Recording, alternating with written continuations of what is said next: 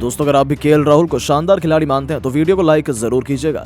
दोस्तों team India में वापसी करते ही अफ्रीका की धज्जियां उड़ाते हुए राहुल के बल्ले ने ऐसा धमाल मचाया कि उनसे बड़े से बड़े गेंदबाज भी रहम की भीख मांगने को मजबूर हो गए। तो आखिर कैसे राहुल के चौके छक्कों की सुनामी में सूखे पत्तों की तरह उड़ती नजर आई अफ्रीका टीम अपनी तूफानी शतक के पारी के दम पर, कैसे उन्होंने लिखा नया इतिहास। उनके शतक पर कैसे खुशी से झूम उठा पूरा हिंदुस्तान। उनकी विस्फोटक बल्लेबाजी की पूरी हाईलाइट का वीडियो हम आपको दिखाएंगे, लेकिन उससे पहले आपको क्या लगता है राहुल, रोहित और शुभमन गिल में कौन सबसे खतरनाक खिलाड़ी? अपनी कीमती राय नीचे कमेंट बॉक्स में जरूर बताएं। दोस्तों वर्ल्ड कप के बाद पहली बार टीम इंडिया में वापसी करने वाले केएल राहुल अफ्रीका के खिलाफ पहले वनडे मैच में उतरते ही कुछ ऐसा कर जाएंगे, इसकी उम्मीद तो शायद उन्हें भी नहीं थी। जहां जोहान्सबर्ग के मैदान पर उतरते ही राहुल के बल्ले ने तबाही मचाते हुए गेंदबाजी की धज्जियां उड़ाकर एक बार फिर रख दिया और इतिहास के पन्नों को खंगालते हुए उन्होंने दिग्गजों की सूची में अपना नाम शुमार करवा दिया।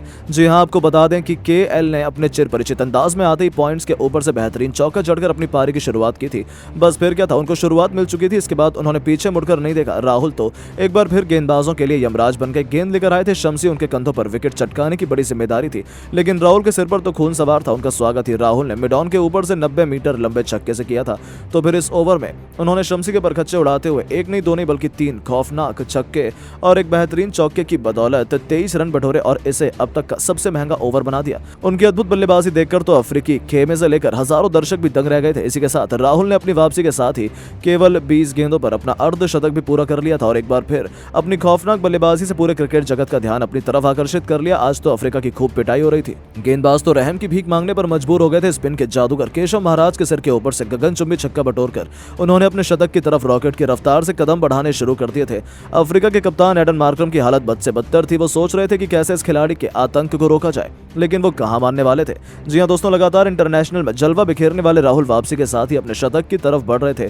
फेलुक वायो, शमसी बरकर, यहां तक कि महाराज तक अफ्रीका के सभी गेंदबाजों पर वो कहर बनकर टूट पड़े थे।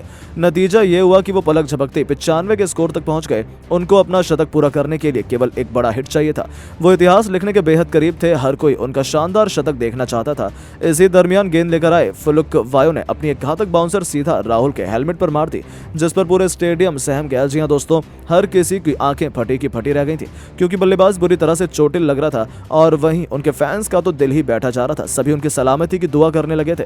हालांकि दोस्तों राहुल भी शेर पर सवा शेर है। इस खिलाड़ी ने हार मानना तो सीखा ही नहीं। अपना दर्द सहन करते हुए दोबारा उठ खड़े हुए और हेलमेट पहनकर एक बार फिर उन्होंने गदाधारी भीम की तरह अपने हाथों में बल्ला थाम लिया। बस फिर क्या था, राहुल के इसी साहस ने गेंदबाज के चेहरे पर खौफ का मंजर ला दिया था। दोबारा जब फेलुक वायो गेंद लेकर आए तब केएल ने ईंट का जवाब पत्थर से देते हुए आगे बढ़कर ऐसा गगनचुंबी छक्का लगाया जिसमें गेंद बाउंड्री नहीं बल्कि सीधा स्टेडियम के बाहर ही चली गई थी। इसी के साथ केएल राहुल ने केवल 39 गेंदों पर अपना तूफानी शतक पूरा कर इतिहास के पन्नों को पलट कर रख दिया।